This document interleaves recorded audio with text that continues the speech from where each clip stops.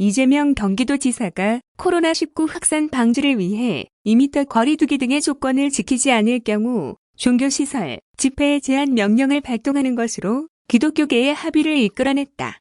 이 지사는 11일 경기도청에서 코로나19 예방 및 종교시설 집회 관련 긴급 기자회견을 열고 규제가 목적이 아니라 감염 확산 방지를 위해 합리적 방안을 찾는 것이 가장 중요한 과제라며 이같이 밝혔다. 앞서 이 지사는 이날 도청 상황실에서 경기도 기독교총연합회 회장단 및 도내 대형교회 목사 등 10여 명과 경기도 기독교교회 지도자 긴급 간담회를 열고 코로나19 확산 방지를 위한 종교 집회 제한에 대해 논의했다.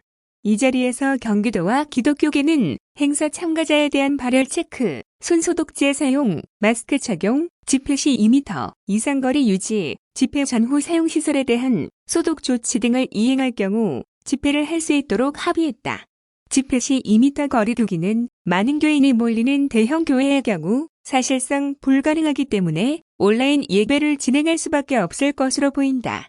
결국 기존의 온라인 예배 공장 기조를 유지하면서 온라인 예배가 현실적으로 어려운 소규모 교회 등에 대해 철저한 방역 조치가 이루어지고 미행 시 집회 제한 명령까지 할 수 있도록 기독교계와 원만히 합의된 셈이다. 도는 온라인 예배 권고를 기본으로 하되 온라인 예배 개최가 불가능한 교회의 경우 이번 주말 자발적 조치를 이행하는지 여부를 조사할 계획이다. 만일 자발적 조치가 이뤄지지 않을 경우 해당 시설에 대해 다음 주부터 집회를 제한할 방침이다. 이 지사는 기자회견 직후 SNS를 통해 어느 목사님의 말씀처럼 한국 기독교 역사상 예배와 관련하여 행정명령을 받아본 일이 없다는 점에 적극 공감한다며 가급적 모든 종교단체들이 자율적으로 감염 예방 조치를 이행하여 행정명령을 하는 일이 없도록 도와주시기 바란다고 밝혔다. 이어 최악을 대비해야 하는 행정기관의 입장을 이해하여 주시고 어려운 도정의 지혜로운 조언을 해주신 것에 대해 깊은 감사 말씀드린다고 덧붙였다. 다음은 코로나19 대응 방역 지원단 관련 뉴스입니다. 경기도는 코로나19 집단 감염 차단을 보다 강력하게 대처하기 위해 코로나19 대응 방역 지원단을 출범했다고 11일 밝혔다. 최근 신천지 신도 등이 자가격리 등 방역 조치에 응하지 않아 집단 감염이 확산되고 있는 상황에서 신속하고 확실한 방역 활동을 위한 현장 대응이 필요하다는 판단에서 나온 조치다. 방역지원단은 또 특별사법경찰단 8개 팀 11개 수사센터 125명을 중심으로 의료, 방역, 법률 등 분야별 전문가 5명을 포함해 구성했으며 경기 남, 북부지방경찰청 및 43개 경찰서의 협조를 받아 위기 상황이 종료될 때까지 운영할 예정이다. 민생특사경단장이 지원단장을, 각 수사팀장이 현장 대응반장을 맡고 의료, 보건 분야 교수, 변호사 등 전문가의 자문을 받아 효과적인 방역 지원을 도모한다. 또 경찰과 한 라인을 구축해 비상상황 시 유기적 협력이 가능하도록 할 계획이다. 방역지원단은 감염이 우려되는 의심 환자가 검사나 자가격리 등 방역 조치에 응하지 않거나 방해할 경우 일시적 폐쇄 및 출입금지 미이행, 집단행사 제한 및 금지 미이행 시 특사경수사센터 및 시군보건소와 공조의 경찰에 즉시 고발하기로 했다.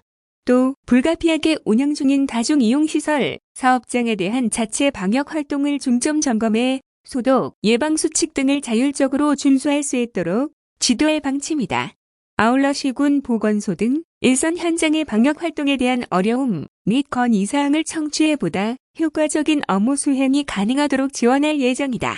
인특권 민생특별사법경찰단장은 감염이 우려되는 사람이나 장소에 대한 방역조치 불응 시 경찰과 함께 강력히 대응하겠다며 또 2차, 3차 감염 예방을 위해서는 다중이용시설 및 사업장에 대한 사전 방역조치가 중요하므로 관련 부서와 연계해 중점 점검하고 업주의 자율적 방역 활동이 이루어지도록 홍보도 병행할 것이라고 말했다. 다음은 코로나19 3월 11일 정례 브리핑 관련 뉴스입니다. 경기도 코로나19 긴급대책단은 11일 0시 기준 경기도 코로나19 확진자는 174명이라고 밝혔다. 이는 전일 대비 12명 증가한 것이다. 이날 정례 브리핑에는 경기도 의료원 암성병원장인 임승관 경기도 코로나19 긴급대책단 공동단장이 나섰다. 시군별로는 부천시 22명, 수원과 성남시, 가결 9명, 용인시 17명 순으로 도내 23개 시군에서 확진자가 발생했으며 확진자 중 26명은 퇴원했고 147명은 현재도 격리 치료 중이다. 11일 9시 기준 경기도는 국가지정입원치료병상 운영병원 3곳, 경기도 공공의료기관 6곳 및 성남시 의료원 및 도내 민간 상급종합병원 4곳의 협력으로 총 14개 병원에 245개의 병상을 확보하고 있으며 현재 가용 병상은 65병상이다. 구로구 콜센터 집단 감염과 관련 지금까지 파악된 경기도의 접촉자 수는 총 45명으로 모두 확진자의 직장 동료다. 이 중 확진자가 14명, 음성은 28명이며 3명은 타시도로 이관됐다. 확진자는 현재 경기도 의료원 등에서 입원 치료 중이다. 도는 확진자의 가족 등 밀접 접촉자를 우선 자가격리 조치했으며 전체 접촉자를 분류해 자가격리 후 전수검사를 실시하고 있다. 확진자가 발생한 도내 5개 시군에는 또 역학조사관을 파견해 조사 중이다.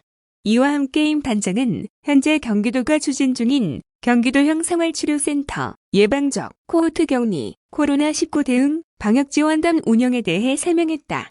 도는 현재 경기도형 생활치료센터 운영 추진을 준비하고 있다.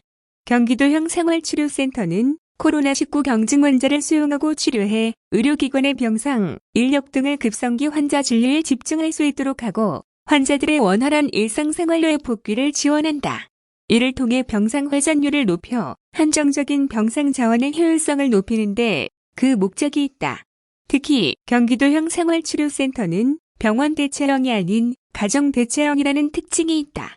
환자의 의학적 처치가 완료되어 응급 상황 발생 가능성이 적고 상태가 안정적이므로 과도한 의료 자원의 투입 등을 최소화할 수 있다.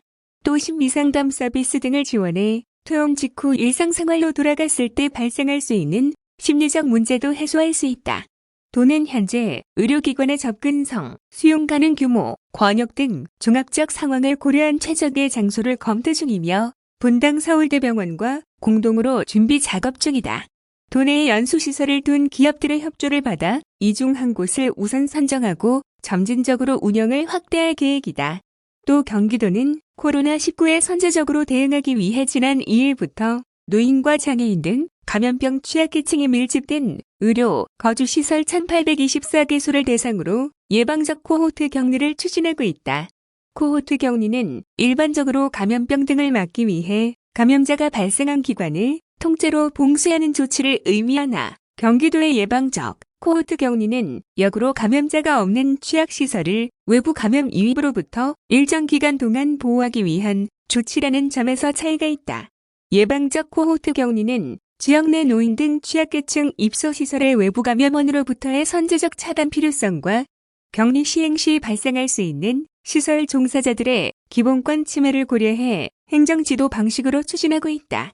경기도의 한 발 앞선 대응을 참고해 타 지자체에서도 추진하거나 추진을 고려하고 있는 것으로 알려졌다. 현재 모든 시설에서 예방적 코호트, 격리 시행 전 임시조치로 격리에 준하는 수칙을 준수하고 있다. 전면적인 예방적 코호트 격리는 도와 시군에서 적극 독려해 종사자 동의, 숙식 및 휴게 공간, 마련 등 준비가 완료된 시설부터 실시하고 있다. 아울러 도에서는 특별사법경찰단을 중심으로 의료, 방역, 법률 등 분야별 전문가를 포함한 코로나19 대응 방역지원단을 구성, 경찰과 한라인을 구축해 긴밀한 공조체계를 마련했다. 방역지원단은 감염이 우려되는 사람이나 장소에 대한 방역조치 불응 시 경찰과 함께 강력히 대응할 방침이다. 아울러 2차, 3차 감염 예방을 위해 관련 부서와 연계해 다중이용시설, 집단시설, 사업장에 대한 방역활동을 지원할 계획이다. 임승관 단장은 보건복지부에 따르면 코로나19 확진자의 80% 이상이 집단 발생과 연관된 것으로 파악됐으며 구로구 콜센터 집단 확진을 통해서도 알 수 있듯이 경미암 증상을 보인 감염자라도 밀집시설에서 활동할 경우 빠르게 확산시킬 수 있음이 확인됐다며 어느 누구나 어느 집단에서나 코로나19가 발생할 수 있다는 것이라고 말했다. 임 단장은 학교, 직장 등 집단 내에서 관심을 기울인다면 대규모 확산을 방지할 수 있다며 학교, 직장 등의 공간에서 특정한 시기에 다수의 사람에게서 호흡기 증상 혹은 발열이 나타난다면 반드시 관할 보건소로 문의해달라고 당부했다. 다음은 지역 취약계층을 위한 면, 마스크 제작 관련 뉴스입니다. 경기도 농업기술원에서는 한국생활개선회 경기도연합회가 코로나19로 인해 마스크를 구하기 힘든 취약계층을 위해 면 마스크를 제작, 기부했다고 11일 밝혔다. 코로나19로 인하여 마스크 품귀 현상이 빚자 생활개선회 회원들이 상대적으로 면역력이 약하고 마스크를 구하기 힘든 농촌 지역 노인들을 대상으로 재활용이 가능한 면 마스크를 제작해 보급하고 있다. 보급하는 마스크는 면을 직접 재단해 만든 수제 마스크로 포천시 1000개, 용인시 1000개의 마스크를 각 해당 시청 및 취약계층의 교체형 필터 3개와 함께 전달하고 있다. 향후 여건이 되는 각 시군 생활개선에도 동참할 예정이다.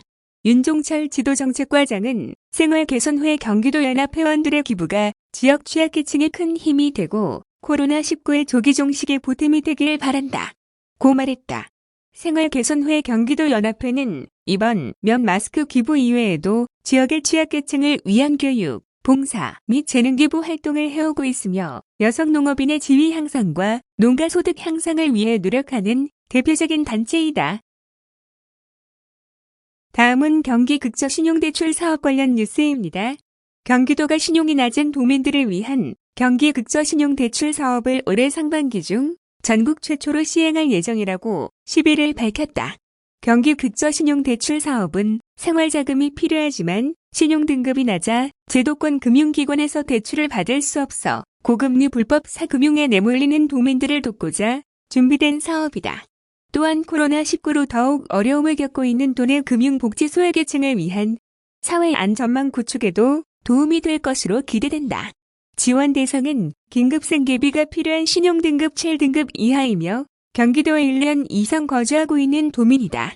300만 원 한도, 연 1%의 이자로 3년 이내 상환하는 조건으로 대출이 진행되며 대상자의 재무 상태, 소득 등 재반 상황을 고려해 맞춤형 자율약정으로 추진된다.